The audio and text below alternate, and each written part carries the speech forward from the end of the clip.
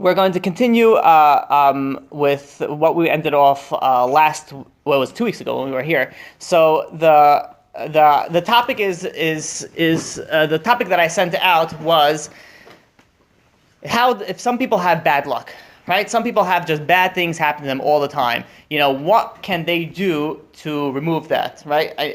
More superstitious people think that it's all bad luck, and less superstitious people think it's somewhat bad luck. But everybody associates something with that bad, something's bad, I have bad luck, today. I didn't win on the stocks, I didn't win this, everything went bad today. They associate it with bad luck.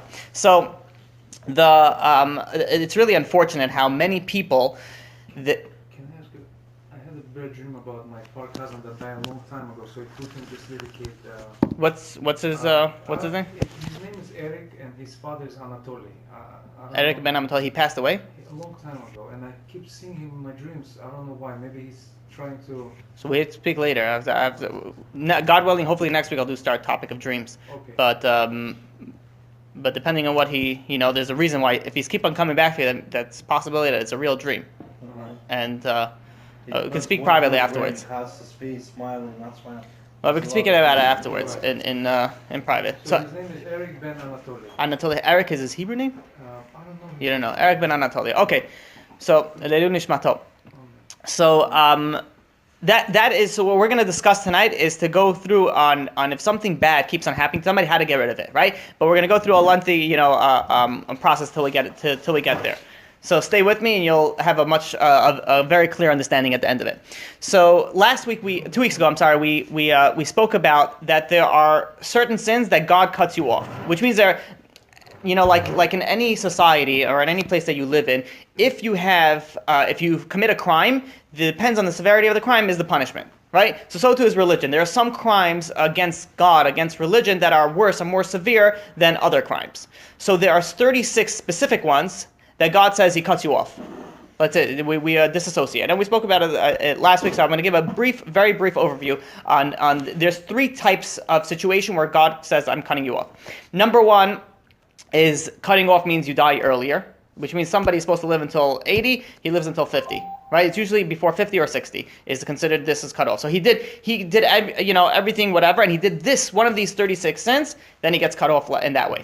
The second way is that he lives ripe old age. He could live till 90, 100 years old, but he gets cut off in the next world, which means God says, the worst part. Which is right, exactly. It's much worse. And then there is the third part is a combination of both.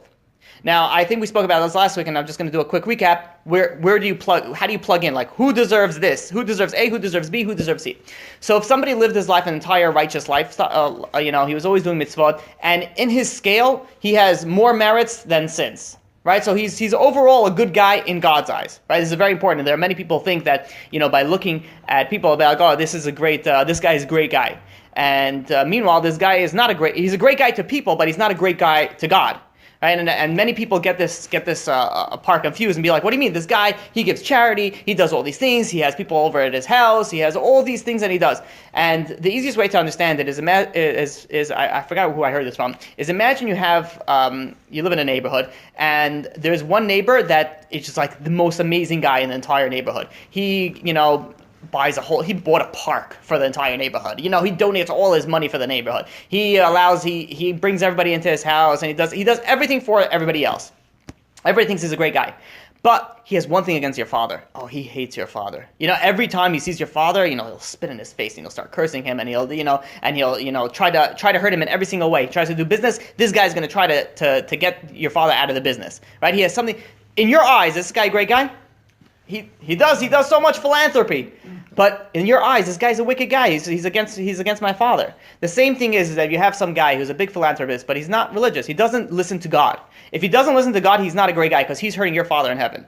If he's hurting your father in heaven, then you can't associate him with being a great guy. He might be a great guy in his immediate surrounding, but if he's offending your father in heaven, God, then you have to take that into account. And how do you call such a guy a great guy? But is he considered to be a good human being?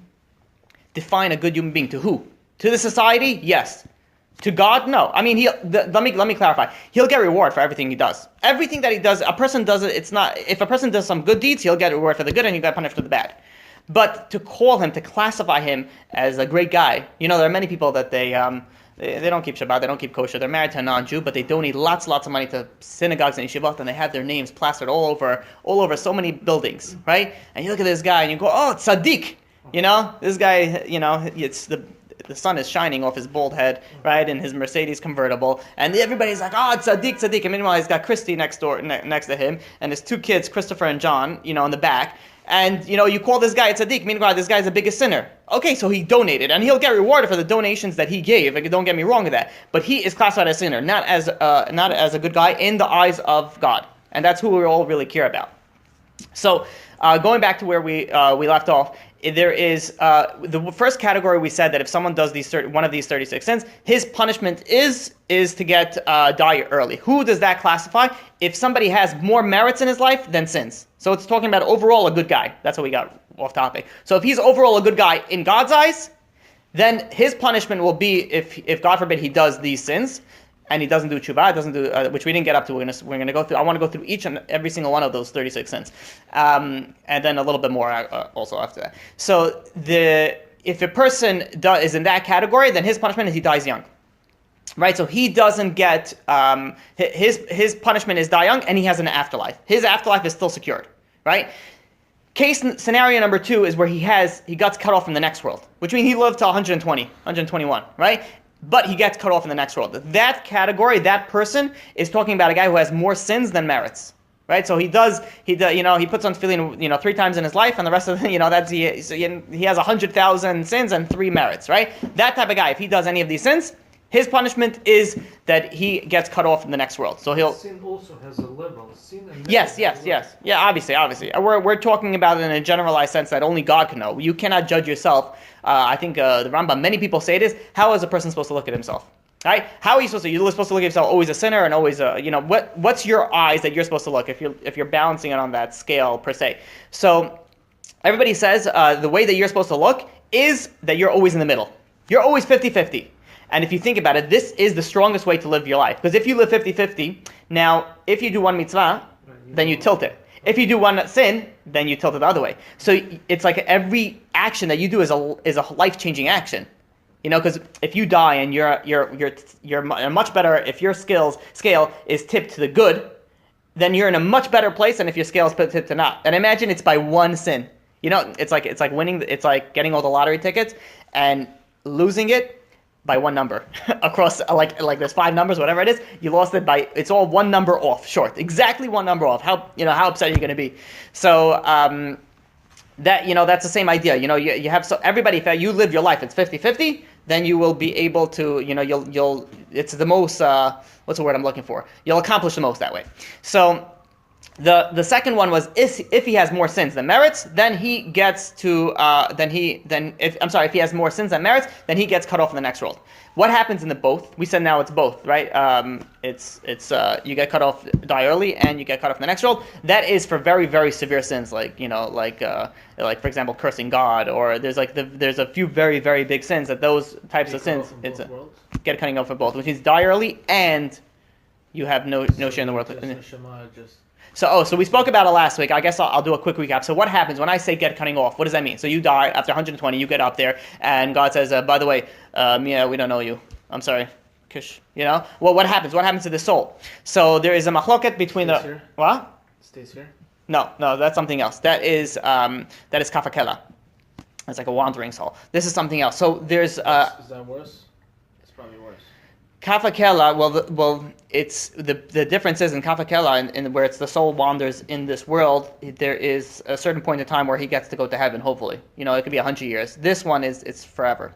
So according to the Rambam, you die at the death of an animal, this is all review from last time. You die at death of an animal if the soul, which means the death of an animal is capiche, you're gone, you're finished, right? The example that we gave last time is, let's say, a dog that dies, right? Whoever has a dog and a dog dies, that's it, right? There's no doggy heaven that the dog runs with a bunch of different puppies and they all sniff each other's butts and eat bones. They just finish. It's just finish in existence, right? That's what the Rambam says is according to when it means karet, you got cut off in the next world, which means you cease to exist.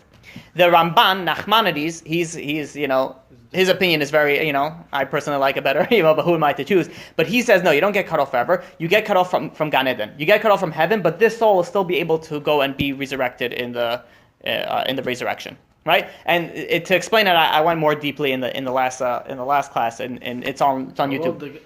A soul that gets Karet in both worlds still gets to get resurrected? So that's very. So when I learned this, Nachmanides Ramban, I didn't see any specification of. He says in general, if it gets cut off, that means you're getting cut off from Gan Eden, and you could still be resurrected. So according to that gives a person a lot of hope. Yeah, exactly. This, by the way, we have to. This is somebody who sinned on purpose, and died without doing tshuva. Right? If somebody did tshuva. This it doesn't come into then obviously it gets erased. Now, why specifically when I said these things bring bad luck? Because let's say someone did any one of these 36 sins and then later decided to do tshuva, that person even after tshuva has to go through suffering. And this is where we circle back to the bad luck. Someone has bad things are just not going his way, right? There's a reason. The Gemara says if something bad happens to you, don't blame it on anybody. You have to look inside your deeds. Like, why is God doing this to you, right? God is not throwing a Russian roulette and deciding, this guy, accident today. Come on, guys, watch it. It's going to be good. The old angel like running around, eating popcorn and be like, yeah, you got it. It doesn't work that way. Everything happens because of you, right? You cause yourself to do the good and you cause yourself to do the bad. So granted, there is also things in the previous life which come for payment now, but everything has to do, again, with you. So these 36 things, this is, by the way, just an introduction to get to the 36. If someone does any of these 36, even if he does tshuva, he has to go through suffering. So suffering and bad luck I equate as more or less the same thing. Because suffering is bad things happening, suffering bad luck. In this world? Suffering in this world, yeah. So suffering in this world, and how we'll end. So now what I want to do is I want to go through those 36 things, and then at the end is I'm going to give you a little, of how to get out of it. There's a way to get out of it. Okay. So any questions? I know we went through really fast with the introduction. We did this really in length last time. We're good to go? Okay. So I would like to go through each and every single one of the 36 sins, and I want to. Some of them I'm going to spend a little more time with than others. There's some of them that have to do with the Beit HaMikdash, so we're just going to breeze through because it is not applicable today. There's, for the first, if I'm not mistaken, 15 sins. Is all sexual sins. 15 out of the 32 sins that if you do it, 36, I'm sorry. 15 out of the 36, if you do it, you get cut off. And if you do tshuva, you get suffering, you have bad luck, and all that thing is sexual sins, which just shows you how God holds, sexuality, right? There's a reason why Bilam, what happened was he tried to curse the Jews. And when he couldn't curse the Jews, he's like, okay, let's get them with sexual immorality. And he got the girls to go and sin with the people. Because of that, 24,000. There was a plague with 24,000 people died. Right? He knew how to get them because he knew that Hashem soneh zima. God hates immorality. Right? And as you can see when you look through the Torah, for sexual immorality, there's a very, very big. It's not just like the Torah says. God doesn't want you to have fun, This is the Christian thing. If it feels good, stop doing it because it's wrong, right? That's the Christian mentality. The Jewish thing is you're supposed to, enjoy life, but you have to do it the right way, right? And if you do it the right way, you don't lose out. Okay, so number one is if someone has sexual intercourse with one's mother, right? Right away, we see where we're starting off at, right? This is what we're talking about, the severity of the sin. This is talking about incest. Right? And there's a few others that we're just going to rush through this part where it's just like close siblings. It's talking about if somebody has, number two is somebody who has relations with one's father's wife. So it could be like a stepmother. Number three, if he has relations with his son's wife, so his daughter-in-law. Right? All these, close relatives. Number four is homosexuality. Right? If a man has relations with another man. Now, there are two possibilities how a man can, be like homosexual or gay. Number one, he could be born with it. Number two, he can make himself that way. And I don't think I explained it here before, but how does somebody make himself? How does someone turn like gay? So Explore. It's really explore. So what happens is if the person is very curious, right? And if a person allows himself to go on a sexual spree, right? He does. Anything that moves, he'll, be with it. There are certain people that have a very, and I'm sure certain people, there are certain people that have very strong sexual desire. Their entire life is centered around women. They can't physically. I knew many people this way. They physically cannot function because their desire is so How strong. is a person like that? Does the person make himself like that, or is the person also born with that? So usually it could be also either way, both. And you could plug in with the way that I'm going to explain this into that also. So if somebody goes and indulges in his sexual desires, eventually, let's say he does everything.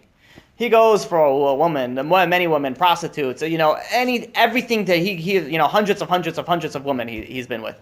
Eventually, he gets a little bored. And he's like, all right, I've been here before. You got to spice things up. And he goes and he tries different things. And eventually that could lead to, him trying, first bi, and then eventually leading into gay sexual acts. This is a guy that could turn himself and be like, all right, this works, and he sticks with it. And this is somebody who could turn himself into being homosexual or bi or whatever it is, and he goes and sleeps with other men. The other way is that he's born that way. Now, there are many people who say it's not fair. Somebody's born with it. How could you punish him for this? Is the way that God made him. More than that, you could ask even a stronger question, is that there could be somebody who let's say, is very, very strong sexual temptations. But he could get married, and he could relieve, or alleviate at least, those temptations with his wife. Somebody who is homosexual, the Torah doesn't say, okay, you could get married to a man because you have that desire. It's absolutely not. This person, so the questions that, this is actually a lot of questions that the homosexual people ask and be like, that are Jewish, they say it's not fair. He says those people have a way to alleviate themselves. We don't. And the answer is, you're right. It is a lot harder. Your test in life is extremely hard. That type of person test in life is very, very difficult, right? Because he has no way of alleviating it, but that is his test in life. Now, why did God make him that way? Because this one answer that you could give is what he did in his previous life. If somebody dies in, let's say, and committed many or few or whatever homosexual acts, he has to come and fix that. How does he come and fix that? God will make him that way. He'll make him that way, and he has to overcome it, and that fixes it. And it doesn't have to be necessarily that he did homosexual acts. Maybe he was just, sexual sins all across the board, adultery, everything, right? He did everything. That type of person could come back as being gay, and now that's how he's going to fix his sin of his previous life. So those are two things. Now, the way that the Torah says it, it doesn't say it, well, if it's hard for you, then it's okay, and if it's not, no. All gay sexual acts are forbidden from the Torah, and they incur the same penalty, right? There's no for you it's this, and for you it's that, because you got protexia, we know you, and things like that. It's all the same. So that is number 4. Number 5 is bestiality. Is if a man has relations with an animal, any animal.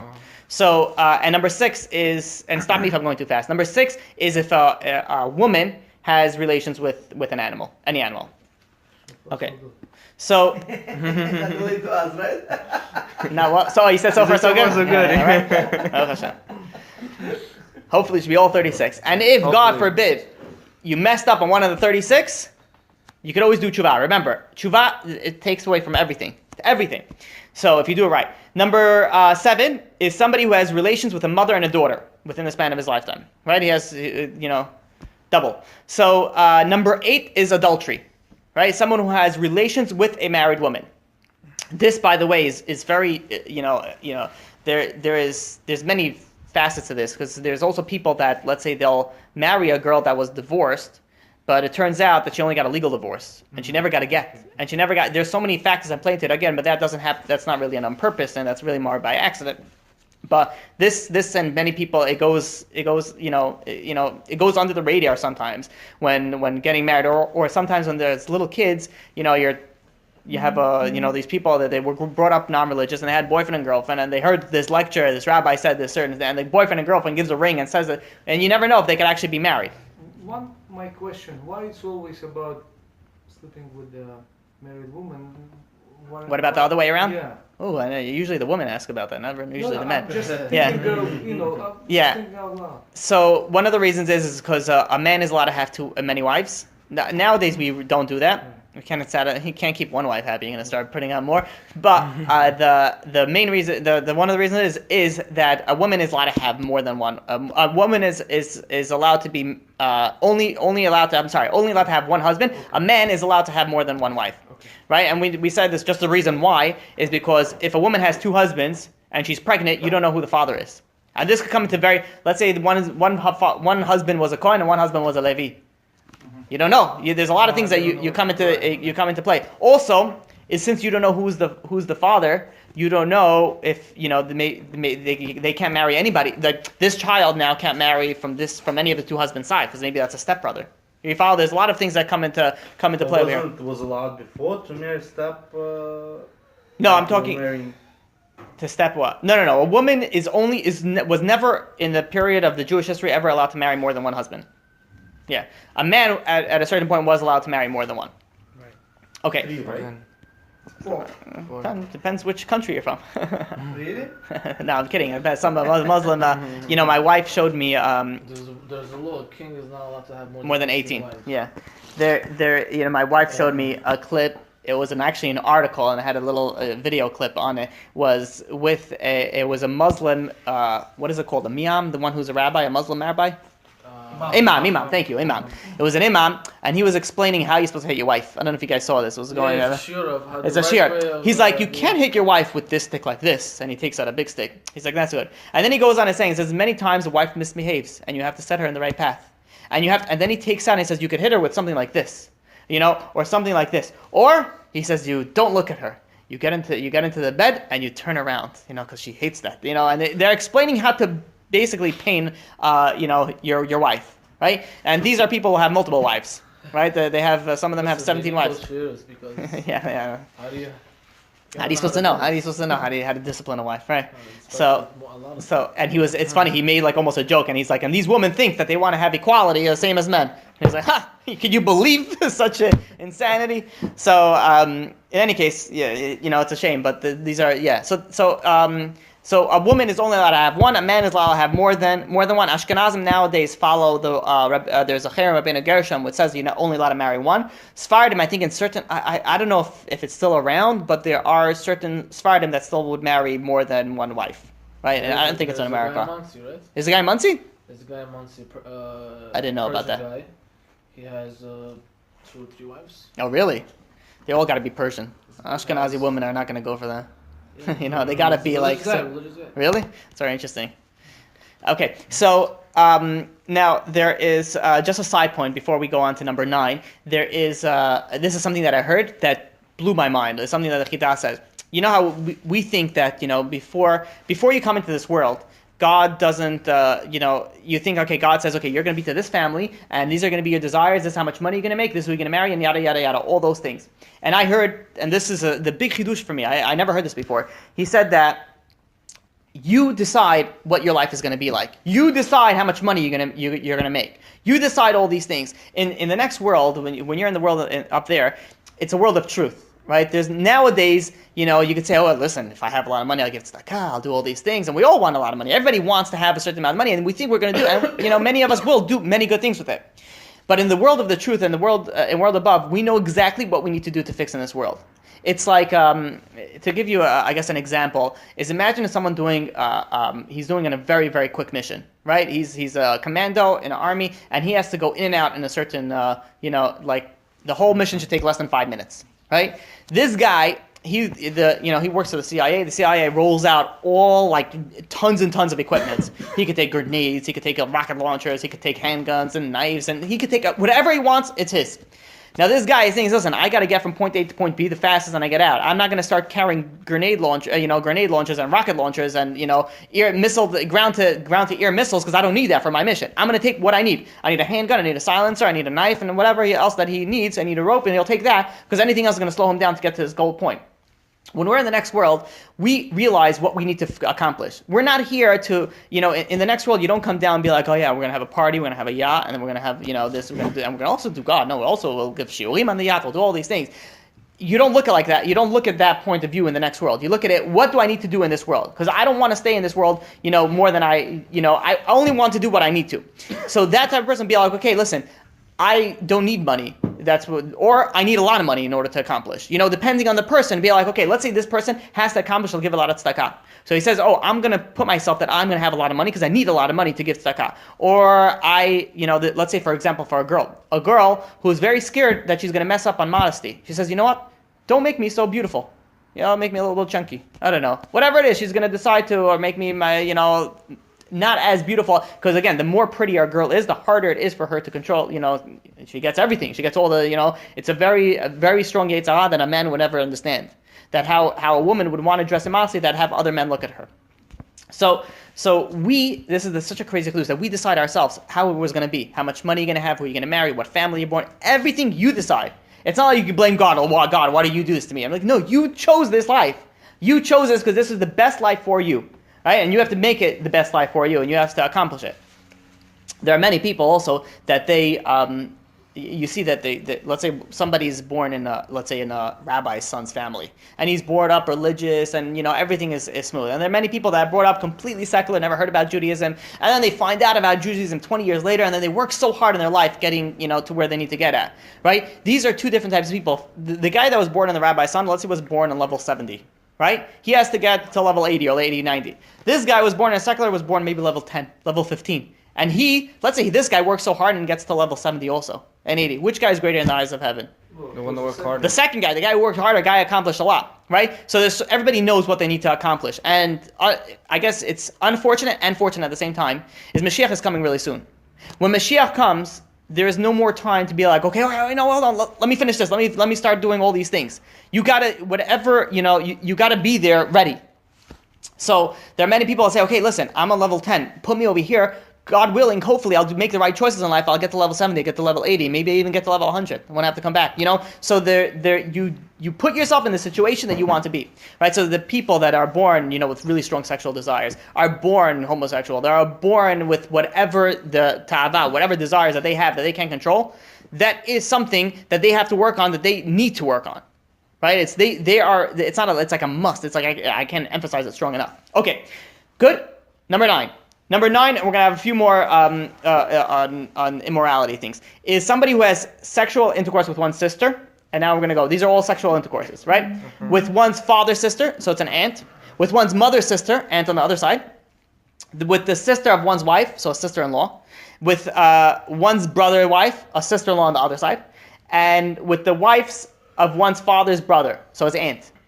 Okay? And then number 15 is somebody who has relations with a woman who's a nidah, right? A woman who's a nidah is a woman who is on her period, who's menstruating. The Torah says any woman that's not married is considered that she is a classification of a nidah, right? She's a classification of a menstruating woman. Now, the sin, this severity, people don't understand. People don't understand. People, if you only would realize what people tell me. Here's a good one. Be like, listen, Rabbi, we're engaged. We're gonna get married. Why can't I have to make sure that everything is okay in the bedroom? Maybe God forbid I'll get married and it's not gonna be for me. And or even better, another amazing chidush that these people come up with. I gotta practice before I get married so I can satisfy my wife, And I know they're partially joking, but there's a little bit of seriousness in there, right? Because I've had people ask me, it says, okay, can we have relations with non-Jews just for practice? And I'm like, this is not a sports game that you have to score good, If you're a good husband, that's all your wife wants you to be, right? It's people rationalize reasons for them to sin, and they think they're doing a mitzvah, right? So this is a very, very serious sin. If somebody did this sin and had relations before he was married, it's very, very imperative that a person does tshuva. Very simple. He does tshuva, and he is spared. Now, the number 16. Okay, so those were the sexual sins. Now we're going to go to the non-sexual sins. The non-sexual sins is it varies from different aspects, and there's a big chunk of it that it speaks about things that happen in the Bet HaMikdash, which for those things we're going to go a little bit faster. So number 16 is somebody who curses God. Curses God is talking about a specific holy name known as Megadeth, but it's somebody who curses God. Number 17 is someone who worships idols, right? Avodah Zarah. He goes to India and he decides he's going to serve the cow. He's going to worship the cow. Or he does Christianity, right? He decides he's going to go to church and he's going to pray to JC. He thinks maybe that's going to come some help. Number 18 is somebody who sacrifices his child to Molech. Molech is another idol worship. We spoke about it, I think. We spoke about it last time I was here. It was an idol worship that you do human sacrifices to. crazy. This is on the Torah. in this week's Parsha. Last week's Parasha also, yeah. It was actually 2 weeks ago Parasha. That's when I started it. Kedushim, no? There's also in Kedoshim, there's more of them is in Nachemot. Yeah. So the number 18 we said is human sacrifice. That's and people used to do this. It used to be a normal thing. Can you believe that? That you would go and you have, let's say, 10 children. You go, okay, 10 children, Maaseh, one go. And they go and they sacrifice one. They kill one for the sake of the idol. And last time I was here, if you go look on it's on YouTube, the class, I explained exactly what's the whole process. And how nowadays, when you see the Indians doing all the drums and things like that, this is all resemblance of Avodah Zarah and how they used to do it. Just in short, what they used to do is when they used to offer a sacrifice, let's say it was a little kid, they offer a sacrifice in the fire, the kid would scream. So what they used to do is they used to play drums to die out the noise of the kids screaming, and to do chanting and walk around in circles. Right now you see these things that people go to Hawaii or whatever it is, I don't know if it's still around, and they do all these rituals. Everybody think, wow, I'm so cultural, I come and I see what's going on in the world. No, this is, some of them have really, really strong roots in Avodah Zarah. Just stay very far away from those things. Christmas and Christmas tree. Right, Christmas. Yeah, that's also Avodah Zarah, because that's they used to serve the tree. Right. Yeah. Yeah, I remember. Yeah. Oh, yeah. I did that here. Right. You did a nice speech about it. Yeah. So number 19 is consulting to a spirit through the process known as Oev. It's sort of like a seance. I don't know if you're familiar. A seance is somebody died and you're calling them back. You're calling them back. People do it like in what is it called, a Ouija board? A Ouija board, or there's different types of mediums that people can use. This is It's all fake, no? not. Well, some of them, yes. It says that you can't do it. Some of them are fake, because some of them. You can't do it, I understand, but it's by... A sleight of hand? No, the Torah says that you're not allowed to do it. That means that it does exist. Nowadays, many people don't know how to do it, but there are people that do. I'm not arguing that it doesn't. I mean, there's probably some... Yeah, Can do it, probably some person that knows how to use it. It's not that difficult. So, it's not that difficult. It's not that difficult. You shouldn't do it. You're not allowed to do it. You shouldn't do it. Explains how to? No, Torah doesn't explain how to. But there is way, whatever. Shaul did it, right? Shaul did it, yeah. There's a very famous guy from Israel who became a Baal Tshuva. He was in the army, and he used to call people. He used to do this. The Israeli army. That's correct, right? Yeah, this is correct. There are many people in the army that they used to do this. They used to do it. First of all, in the army, you're 19, 20, 21 years old, and you have friends that die. And you're not religious, and you'd be like, okay, and they find out, oh, by the way, you want to talk to your friend that died? Be like, yeah, betach, let's do it. So they would do there was one guy who says he goes in such detail of what he's been through. Like this guy, he went through so much that it ended up hurting him very bad. He ended up, and very briefly, I wasn't intending on going into it, is a guy, he didn't believe it. He says it doesn't make sense that this thing exists. Come on, you can't call somebody back from the dead. Once they're dead, they're dead. And so one of his friends said, okay, listen, join us. It was a group of guys, that was all dark. They lit some candles, they put some glass and some letters, and they did all that and be like, all right, let's try it out. So this guy says, fine, prove it to me. So he goes over there and, they call upon this dead person, whatever the process is, the dead person, and they start communicating with this dead person. And then his friend, who was, very skeptic, he said, listen, ask him any question you want. So you're talking about, this is like many years ago when there's no cell phones. And he says, you know what? Fine, tell me what my parents are doing in my house now. And his parents live, very, very far away. There's no way that, that one of his friends would know what was going on.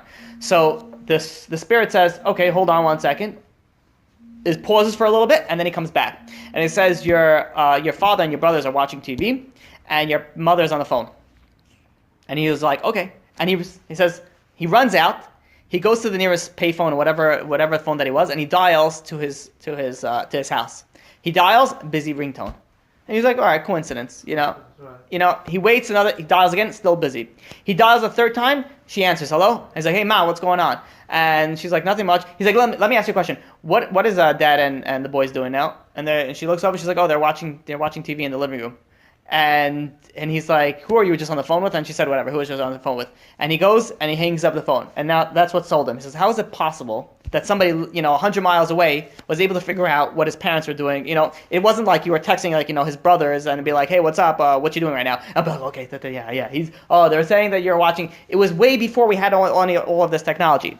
So this guy, he speaks of it that he eventually got well into doing these types of things, these seances.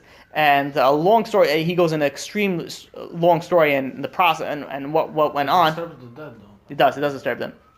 There's only certain people that could come back. Not everybody can come back. It's people that usually are hanging still around here. So then he goes and he says, they used to call people like their friends and that died.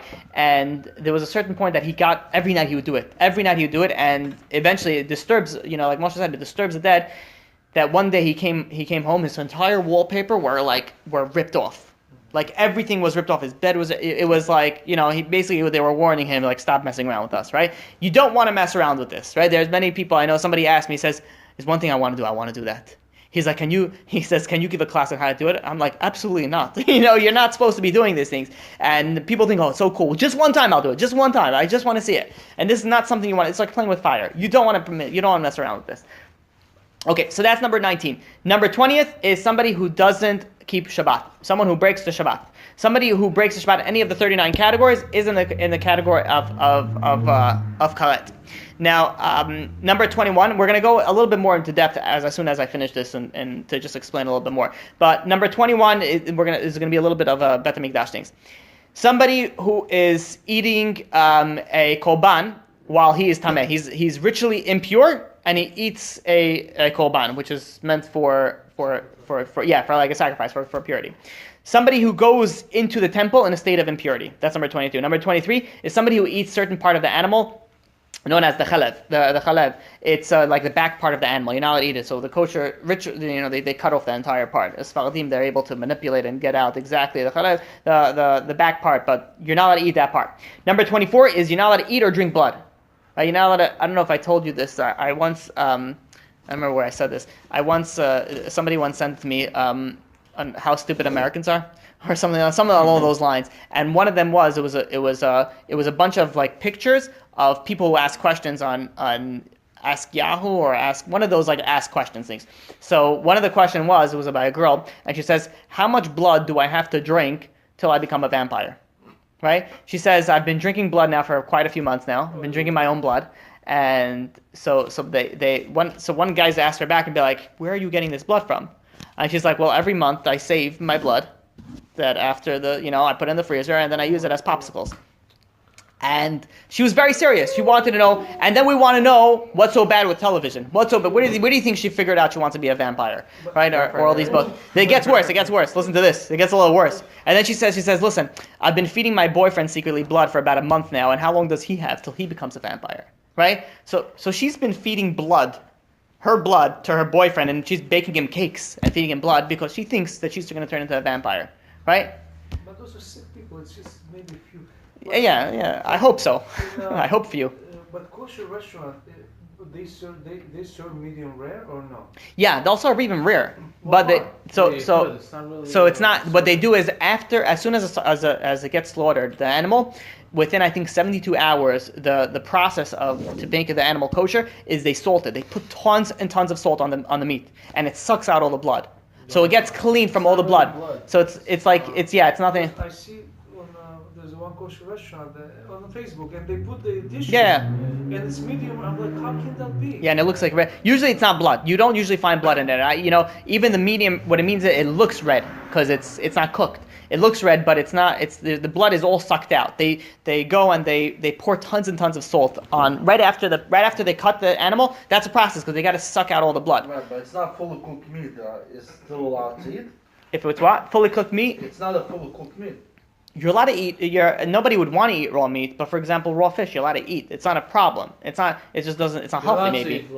Yeah, I don't know why you would want to. Like the people, even when they do rare, even when they eat a rare steak, it's still cooked somewhat. It's not just a flap off the thing and they slap it and be like, okay, here, tiger, eat it.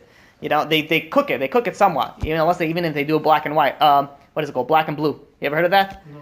Black and blue is they just singe the top and the bottom. Just a tiny bit. I don't know why anybody would enjoy that. It's like you're what are you, a lion? You eating? Cook it. There's a reason. You like it that way? I can't eat it like that. But in any case, those things usually they should not have any blood, right? If it's done properly, it doesn't have blood. Ask in a kosher restaurant. Yeah. And they're not gonna look at you like. No. Yeah. You could ask if that's what you. Some cheese on top. Well, that they're gonna look at you a little weird. Yeah. Well, it depends. Some restaurants not, and those are the ones that you should stay away from. So I'll be like, yeah, sure, we got cheese. Yeah. This is also why you have in the olden days the Christians used to blame the Jews they used to kill, let's say, a kid, and they used to blame the Jews on right before Passover and say that they put blood in the 4 cups of wine. But like, how we put 4 cups of blood? You know how one rabbi, refuted it? Because they came to court one time, and it was like the Jewish community versus like, Christian, whatever, and they came in and they said, there was a kid that died, they found the body, and they said the Jews did it because they wanted to suck out this blood to use it for the Passover matzot or whatever they decided to say. That's a good story. So he goes over, so one rabbi says, okay, so he says, I'll prove to you that we're wrong. So he calls over like one yenta, one like old grandmother, and she's like, he calls her over to come to the stand, and he gives her 2 eggs, and he says, please go make a omelet. The judge is like, where's your honor to the court? What are you doing over here, cooking in the court? He's like, your honor, just watch. And he sees this old little lady cracking the egg. She holds the 2 eggs over here, and she starts whistling it back and forth, and they're, looking inside the egg. So the rabbi says, my dear woman, what are you looking at? And she says, I'm checking to see if there's any blood spots. And he says, what happens if you would find a blood spot? He says, well, I'll throw out the egg, or I'll take out the blood spot. And he says, he turns over to the judge and says, we cannot even see any blood in our eggs. We're not allowed to even touch blood. We're going to go and kill a Christian child so we can have blood. We're not, in the Torah, it says that even this, a lady who's not, back then a lady was not, where did she learn? Well, she didn't go to school. There was no, it says she knows that we're not allowed to go and drink any blood or, eat any blood. How are we killing any Christians? So one of the 36 things is that you're not allowed to drink, you're not allowed to eat blood. This is also why people sometimes they get a cut and they they put it in the thing. You should not do that. Oh, You should not do that. What do you shouldn't suck your blood, even though it's not the same. Whatever, you shouldn't do it. Sometimes it's like an automatic reaction. Yeah. You get a kiss. It's from when you're a child. Yeah. So it doesn't help anything to suck it out, unless if let's say it's like poison or something like that. Then it's a sakanat nefashot or something else. But then you don't swallow it. You spit it out. Right. Yeah, that's Yeah. But they say poison goes so quick. It does really? I didn't. Yeah, it doesn't really make any difference. It's true. I saw once that they showed how they took a cup of blood and they took a poisonous snake and they Oh yeah, I saw you it. saw it. They put the things inside. It coagulated. It solidified. It turned it like within seconds. It turned like a rock, Right. which means they kill. That's death instantly. Right. So no matter Yeah, will So sucking is not going to do anything. But let's say let's say you go into a crack house to try to take out somebody who's doing drugs, right? And someone is injecting with heroin. And you're walking past by and you accidentally flick it and the needle goes into you and you're like, what am I supposed to do? And so what you're really supposed to do with that, you could milk it out, or if you suck it out, spit it out, things like that. That's a sakana already. Because if this guy sharing, needles has AIDS or whatever it is that's going on, that's a very big sakana. But talking about in general, you're not allowed to drink blood. You're not allowed to drink blood. You're not allowed to, taste blood. It should, nobody really wants to. But if you do, it's a chiyuv of karet. Now, back in the days, they used to do like, if you do like all these magic, all these a lot of rituals required blood. They would cut their hands. They would, a lot of actual human fluids. What about if your nose is bleeding and? If it doesn't go out, let's say you have a cut in your lip, that's not drinking blood. If only once it comes out, then you go back in. So it's from the inside and it's going inside. Right. It's not... If your nose is bleeding, and let's say some people have like a postnasal drip, their cavity in the nose in the back is shaped in a way that it just leaks down, as opposed to leaking out, it leaks down. Right? It's best first of all to spit it out. Right? But also imagine you're walking in the street and a big blob comes and you'll be like, yeah, you should have seen the other guy. Meanwhile, you sneeze too hard or you pick your nose too hard. This snake being so poisonous, does anything have to do with Adam and Eve? That's an interesting thing. Not all snakes are poisonous. No. But those that are. I don't know. It's an interesting question. I don't know if because it's a power that the snake has. It's not. It's like a plus. Yeah. There was something very interesting. There was a certain snake in the days in the Gemara that, if I'm not mistaken, that if it bit you, then whoever, it's like a race. From the second he bit you, whoever touches water first, the other person dies. So if it was a snake or the person.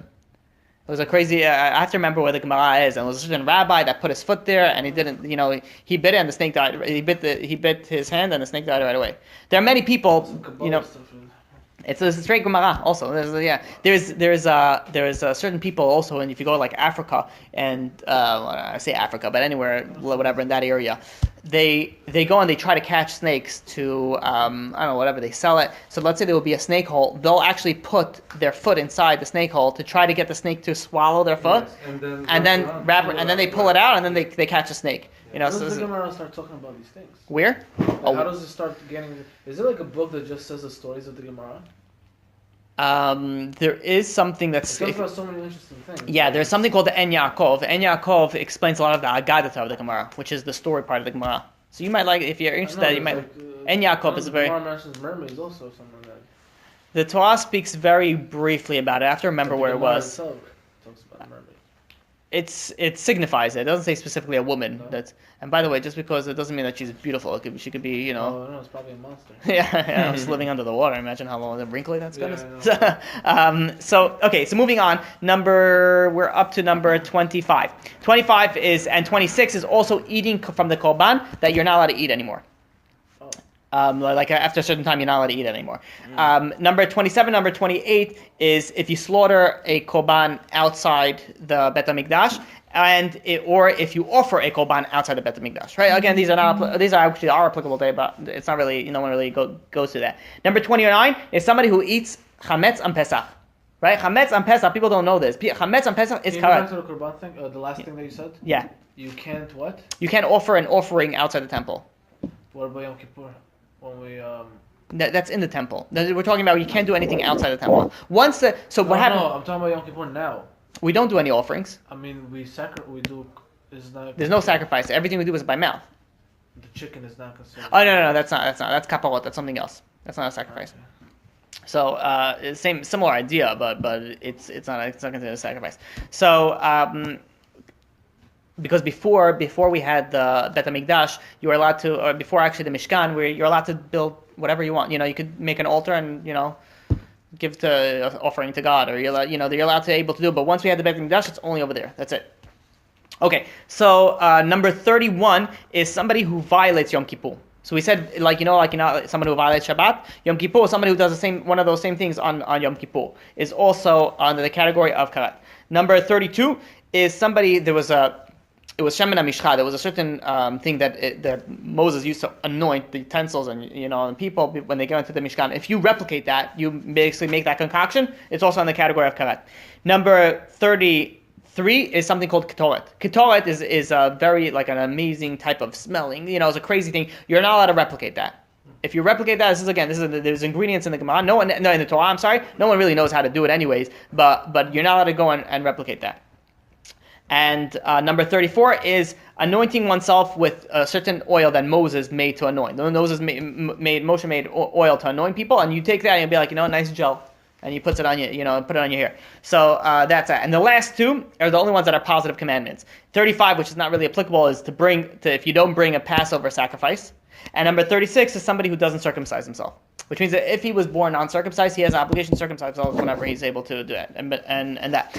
All these 36 sins are if they did not do The tshuva. last two, but we don't have a Beit HaMikdash, so we can't do that. Yeah. So, but since we don't have a Beit HaMikdash and we're not doing that, it's considered that we are. No. That's not considered. But there's we don't have the Beit HaMikdash. right. So there's category of ones. For example, like I was saying, there's if you're not able to do something, then you are in a sense patur. Here's a good example. It happened to me Friday night. Before the Beit HaMikdash, right? When these laws were given, right? Yeah. When are we supposed to give the korbanot? We're supposed to do in the Mishkan. Yes. We're not allowed to do it outside the Mishkan. No. So up to there was once all these things that came to effect that we have to do that. It was by the Beit HaMikdash, if I'm not mistaken.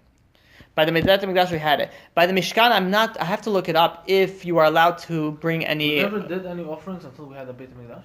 The Avot did offerings. The Avot did offerings. Yeah, they did offerings, but so it was here and there that they would. You look in the Torah, there was quite a few. And so you didn't mention wasting seed. No.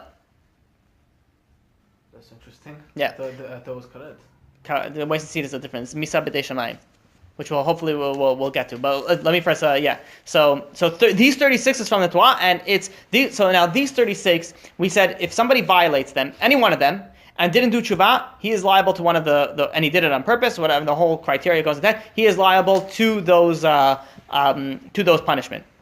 Now, this is the part that I want to get into. Let's say somebody does and says, you know what, I lived a life like this, I'm doing tshuva. I didn't keep Shabbat, now I'm keeping Shabbat from now on. And he goes and he starts keeping Shabbat.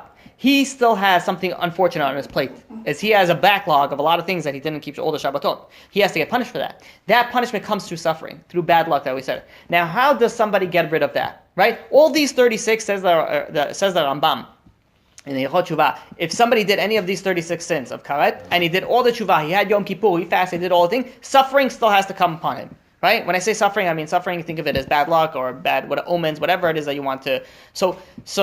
This is somebody who has to think about it. Has to think about if a sin that they're going to be doing now, is it worth it to go and, let's say he wants to drive on Shabbat. He has to go somewhere. Says, is it worth it to go through suffering afterwards? Right? And you have to think of it as and I'll give you an example. It's so if you're not aware, let's say somebody, God forbid, has to run to the hospital.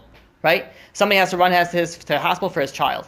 If he has to run to his hospital for his child, and you go and his child's, not sure, is not feeling well, is not sick, and you go over there and you're rushing, and oh my God, your heart's pumping, and this is it, you're sweating, oh God, please, make sure that it's nothing serious, and you're going through all that, and for 24 hours, you're stressing out, you're not sleeping, suddenly you're starting to speak to God for the first time in your life. You say, God, please, if you do this, and you're really, really stressed out. You have a terrible 24 hours. And then it turns out, God, thank God it was nothing. And then, hypothetically speaking, you go into the next world and God says, you know why you have to go through that? It's because, you didn't keep 3 Shabbatot. And that is, you had to go through the suffering. Now, if a person could go back in time and say, listen, it's not worth it. Why would I do this, and then I'm going to have to pay with something in this world, for what? For texting? For watching a TV show? For things that are simple, and just refrain, just don't do it. Just don't touch anything on Shabbat, right? Sleep the entire Shabbat. Go to sleep. Take a sleeping pill. Well, whatever. I used to say take a Valium or Xanax, but take a don't. I can't promote that. You go. You sleep the entire. You drink whatever it is that you do. Just don't violate the Shabbat. Right? And nobody please take us into the thing and be like, or if anybody's online is listening to this, they're going to be like, Rabbi says I can take a Xanax. I can pop I can pop some pills. Absolutely not. You should not use this as anything. But the idea is that it's. Just don't do it. Don't violate the Shabbat. It's not worth it. It's not worth it in this world. In the next world, fine. We know it's not worth it. But I'm telling you, in this world, it's not worth it. It doesn't make any sense. The payment for it is not worth it. And if you think of it, if you're thinking about, okay, it's really hot. I want to flip on the air conditioning, and you're thinking and be like, well, you know what? And then should I do it? Should I not do it? It's so hot. And then you decide that if you stop for a second, you think, God forbid, let's say this is because I'm going to flip this on, the suffering, the bad luck I'm going to have to happen is 4 business deals fall through, and I'm going to work in it for, it's not worth it. If you think that way, you're not going to want to do anything because it's not going to be worth it. To not listening to God is never worth it. It's never going to go for your benefit, right? You can never be like, well, if I do this, it's going to work out this way. It's never going to go for your benefit if you don't listen to God. You have to listen to God. The more you listen to God, the better life you'll have. If somebody has a lot of bad things happening to him, if somebody constantly has, things are just not going his way, a person has to look and be like, why is God doing this to me? The Shalei Tshuva says that if a person has bad things happening to him, he has to look at two. It could be for 2 reasons. Number 1 is atonement for a sin that he did, which is what we spoke about. Number 2, it could be for a current sin that he's doing that God's trying to send him a wake-up call. You're like, wake up, stop doing it, right? Stay, get out of it. There's some people, for example, that are in a relationship before, and they're not married, and they live together, and they have non-stop problems. Either they're not getting along, or they hate each other, and then this thing comes up, and this thing comes up. Problem is, no one stops and thinks, why is this happening to me? You know what it is? We have to move. This place is haunted. That's what's causing bad. Everyone points at other directions and other things for things that are happening there. To change locations, to change where you live. Mishneh Makom, Mishneh Mazal does exist. Yes, absolutely. It does. If you change your luck, by moving to another place, right? I forgot where I heard this story. There's once again. Or changing your name too, right? Changing your name. Moving to a different place. Bad luck are you supposed to have to you decide to move? It depends on what's going on. It depends on what's going on in your life. I know there was a story that there was once a guy that he used to live in a house, and the house was like right behind a big apartment building, and it was like a very not such a great situation. And he started a business, and the business just took off. It was like amazing. It blew up, and he was making money, millions, and he was raking it in. And eventually, he says, "Listen, I have so much money now." let's get a big mansion. Let's start, and he bought a big house. He renovated for 2 years. He put all the marble from, and he brought everything, imported everything, made this a perfect house. He moved out of his house, sold his house, moved into his new house. Since he moved into his new house, his business started failing. For years, he started bleeding money. Eventually, he was left with nothing. He went over to a rabbi and says, there's one thing in common. The second that you left that place, that's when all the bad things happen. There's certain places that bring good luck. I don't know if you notice it, that there's sometimes you go, let's say if someone's in real estate and you're renting, commercial space. There's certain commercial space that, every few years it's going to go up. Oh, you'll know, right? Yeah. There's certain places. There's certain places. Business business always fails over there, right? So that could be a certain place that is a place of bad mazal, as a bad luck. You should not do, you should not do. Also, if you're going to business and you're going to start a new, you want to open up, you have to look at it, be like, what was there beforehand? How long was it there for? All these things. If you buy a house, or if you even rent a house, find out who was there beforehand. If there was some, I mean, is this like possible? I know business that they didn't do well at all. All they did is change their name of the business. Like they just changed the way they do, but it's the same thing. Oh, really? And it's better. I don't know if that's interesting. Well, from economic point of view, that's not probably, that's not possible.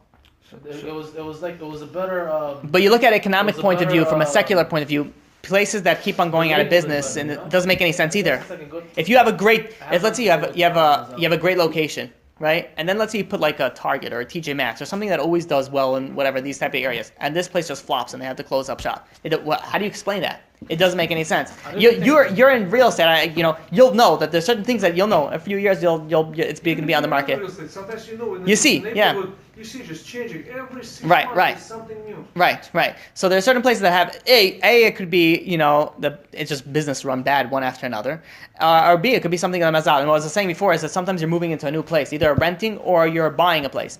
You find out who was there before you. Let's say there was some Chinese guy who was bowing down to Buddha every single day. That place does not have a good Mazal.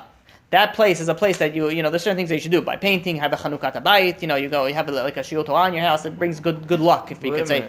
Some people get offended if you just go up randomly. Oh, what religion are they, or this, that? You could see. I mean, you go. Let's say you're going to let's say you're renting from a landlord and be like, okay, who was here beforehand? I think who was this? I forgot which rabbi it was. He was walking through a house that his friend was going to rent out, and there was someone still living there, and he saw it was a Chinese guy. So he goes over and he starts looking through the house, and he goes through all these things, and everything looks nice. He wants to take it. Then the rabbi says, oh, Can we see what's in that closet? Like, is this a big closet? Like, Chinese guy says, sure. He opens up a thing. There's a big the Chinese do it like, they have this whole like avodah zarah that they do in the house. They have a shrine, whatever it is. It's like mahogany wood, and they do incense, and they have red lights, and they have baby faces everywhere. I don't know, whatever. It's weird.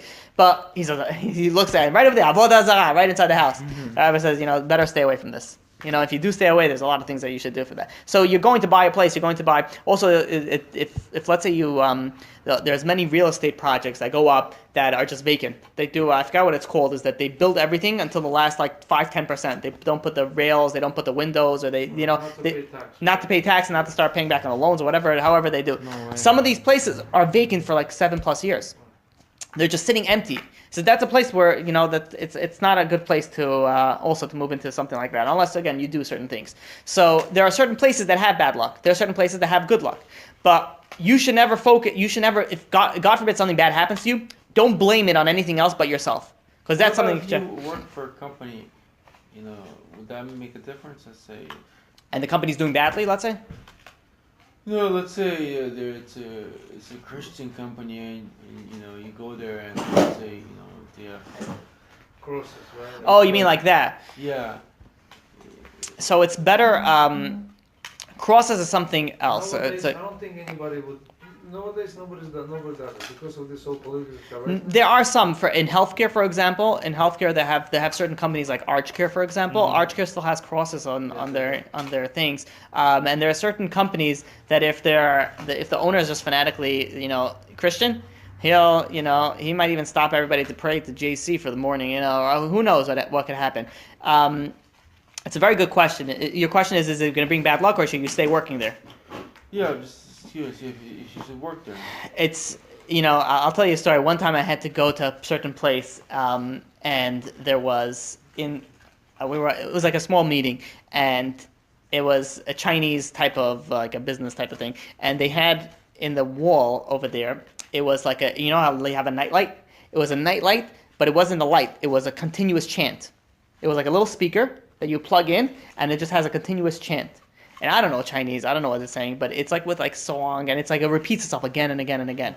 And I'm sitting there, and I'm hearing this, and I'm like, okay, you know what? It's very low. I'm gonna ignore it. I'm gonna continue on. And I'm talking. We're going back and forth, and then suddenly it's like, you know, I'm like feeling my soul getting sucked at like this tuma, this impurity, and I'm like, okay, you know, I'm let me start rushing through it. I start rushing through the meeting, and I couldn't. I told them, I'm like, listen. I'm like, I can't concentrate. Can you please take that out of the thing, or lower it or something? And they went and they took it out. I just felt like I couldn't be in that vicinity. I don't know, that might have been complete avodah zarah. It might have been like a chant of a prayer that they do. I don't know. But if let's say you're in a situation that it's a place where it's fully loaded with avodah zarah, and there's just like a very bad vibe going on, if you're able to get out, I would say get out. But you have to be smart. If you're going to incur a severe financial loss, don't there's a lot of, you have to play with this very, very carefully. You have to use your judgment. But I would, those type of places they're never beneficial at the end of the day. And they're never beneficial. Somehow it doesn't end well, from what I've seen. So, but if let's say you're in a place that has a cross on the wall, right? I would say just turn away. Just turn away, and you don't have to, Usually those crosses are not usually big. They're usually made out of like wood or something, and they're tiny. And they, even though if you, I look at a cross, I cringe. It's like, it's like, it hits your soul in a certain perspective. But there is a very well possibility that those places can bring bad luck. Especially you have a holy soul. You're a Jew, a holy soul that you come into a place of impurity, a place of tumah. Oh, I didn't realize how late it was. Okay, so I'm gonna try to close off soon. So those places can I'm not saying will bring bad luck, but you have to use your judgment and depend on each scenario. And it's best to discuss, like, privately with a rabbi, if you do feel like it's a bad, if there's something that you could do, or do you have to move out? Do you have to do all these things? It really depends on a case by case situation. But the bottom line is that people are always nervous of broken mirrors. Like we spoke about last when we spoke about the evil eye. People are always nervous about spilling soil that's going to bring bad luck. All those things, if they're real, if they're not, most of them are false or in garbage. But if they are very small, this is the things that will bring you bad luck. These things that it says in the Torah, this is legit, because it says straight out in the Torah, it's going to bring suffering. It's going to bring suffering on a person. Nobody wants to bring suffering upon themselves. You have to stay away. These 36 things are very, very severe. That's why you have a lot of rabbis. There's a reason why they keep on screaming Shabbat, Shabbat, Shabbat, Shabbat, right? It's not because all the rabbis came together and be like, listen, for the next 10 years, let's just all scream Shabbat. Everyone's okay with that? All right. And everyone goes in, all right, this 10 years, this decade, we're all screaming about Shabbat. Next 10 years, we're going to speak about kosher. No, there's a reason. Kosher is not, you didn't see over here. There's certain things that you didn't see in this list. Shabbat you did see in this list. Yom Kippur you did see in this list. Sexual intercourse. You see a lot in this list. It means something. It means that stay away, right? The one thing that I want to add, and we're going to finish in a few minutes. It is getting late. If somebody, which was probably wanted to speak about the sexual, being that we spoke about so many sexual sins, over here. People think that okay, I'll have fun when I'm young. I'm going to enjoy myself. I'm single now. I don't know. I'm not married. Or some people, even if they are married, God forbid, they still have their fun on the side. And then when I'll get home, the stories that I hear that people rationalize themselves, I really can't understand how that works in itself. This is something true that somebody told me. He says, listen, if I go and I have, extramarital relations, he's not so attracted to his wife anymore. Right? So he goes and he spices things up outside. When he comes home, I guess through his guilty conscience, he feels like he really deserves it, and the marriage is great. He's like, listen, every time I go over there, for the next week, my marriage is great. He says, it's a big mitzvah for me to go over there and do all those sins with the woman. He thinks, it's a shalom bayit. People think shalom bayit goes across, away from everything. So it's very unfortunate. But this is such an important idea that if you came just to hear this, it was worth it to come. Everybody has I might have said it before here, and I'll say it again and again and again. Certain things I'll repeat a million times, so I feel it's so important. Everybody has a certain meter up in their heaven, right? It's a meter of, let's say, pleasure that you're supposed to. A meter of sexual pleasure. Let's be very specific. There's a meter of sexual pleasure that you're supposed to have. There's a meter of money that you're supposed to have. There's a meter of everything, and you're going to get that. God says this is yours. Until it's game over, which is death, you get this, right? You get to use all your lifeline. Now, what happens if a guy goes and says, listen, he's in Vegas on business, and he says, he starts looking through Bubbles and Cinnamon and all these, wonderful places, and he says, he makes a phone call, and be like, just one time, one time. He goes and he does a sin. By him doing a sin now, he is stealing. He's taking away from the pleasure that he was supposed to have. He was supposed to get that pleasure, but now he took it earlier in a stealing type of way. And now what happens is he takes that away. Like he would have had more pleasure with his wife. Was he supposed to get it in a different world? No, in this world with his wife, or in a kosher way, or things like that, right? The easiest way to give us an example is through money. There was a guy, and I might have said this before, and I apologize if you did hear it. Actually, no, I don't apologize. It's good to hear this again. Okay, so I don't like repeating certain things, but certain things I do like repeating. And usually, the things that the speakers repeat the most are the people that listen. Those are the only things that they're going to remember. So if this is something that you remember, it's very important. Somebody goes and has an opportunity to make a business deal. The business deal is not legit. It's not clean, but he knows he could get away with it. He could get away with it. He could, let's say it's even a government contract that he could, it's not clean, it's not legit, it's illegal, but he can make, $3 million from it. And listen, he's been struggling for 5 years, making ends meet, and he's like, he has a big opportunity now, and he says, you know what? And he goes for it, and he does it, and he completes the deal. He makes $3 million bucks in his bank account. Now, for the rest of his life, how is he going to enjoy it? Every time he's looking over his shoulder, $3 million, the government's going to be coming after you, right? So he's coming. He moves his money to Israel. Then he's like, no, you know what? I'm going to move money to the Bahamas. He moves some of the Cayman Islands. Then he moves his money to Switzerland. His hair is falling out because from the stress. Every time someone sneezes, it'd be like, you got a bug? Like everything. You can't live life. And eventually, after he finishes, after he lives, 120, he dies. And he's sitting on his bed and he's thinking, I didn't do something right, but I had $3 million. I was able to pay, one nice vacation. I was able to start businesses with this money, and this I was able to live off. Granted, it was stolen money, but look at the success that I had from it. He goes up to heaven, and God shows him that $3 million, if he wouldn't have stolen it, 6 months later, he would have gotten it legally. You are going to get that money. That money was coming to you. But the fact that you went and you stole it and you took it illegally, you stole from yourself. You are going to get that money. There's no way that you could be like, okay, God only said that I'm supposed to make 150 grand this year. I'm going to go and try to make 300 grand. Then he goes and he starts stealing from all these different places. You're stealing from no one else but yourself. You were supposed to make that money. If you would have waited it, and you would have gotten it legally.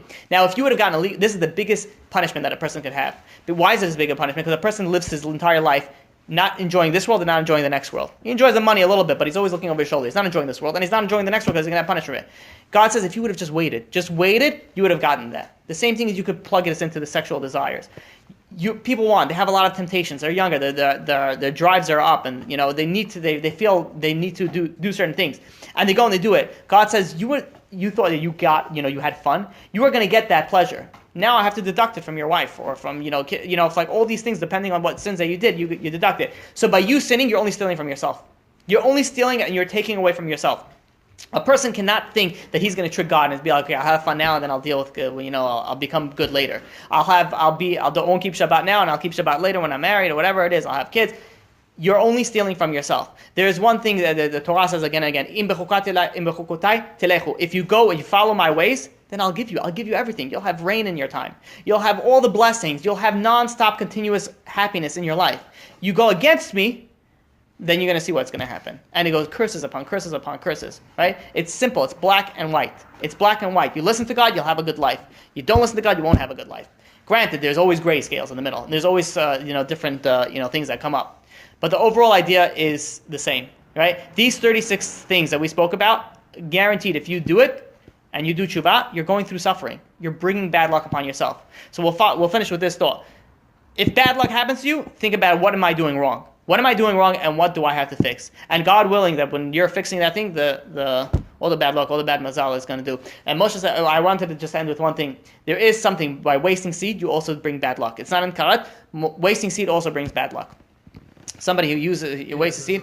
There's a whole thing that we went through at a different point, but being that you brought it up, there was a list that I wanted to go through, but we don't have so much time. There's another few categories of cases where you have death by the hands of heaven, but I guess we'll save it because it's running really late. One question? Yeah, questions, please. Superstition. We were getting back on that. I wanted to ask you. Some people say that if a bird shits on you, Yeah. that it's gonna be good luck. Yeah, I never heard of that. You know why they say that? I don't know. It's- That's why I'm asking you. So you won't be. So you won't be upset. So you won't be upset. It's like someone who, gets into a fight. Be like, oh, you got a black and blue eye? Good luck. Don't fight back. Don't fight back. Good luck. Good luck. Good luck. It's like a way so you don't be you don't get upset. I've never seen it anywhere that if a bird, I heard that. I don't know. I've heard that also. I've heard that also. Birds poops on you. Yeah. Yeah. It's funny because last week it happened to me. I was walking. Under the tree and get pooped on. Yeah, yeah, right. Come on, let the blessing rain, right? That's what I'm trying If to it goes say. in your mouth, it's even a double blessing. Uh, So you go. I was actually, it came into my mind because I heard that before. I was walking down the street and a bird,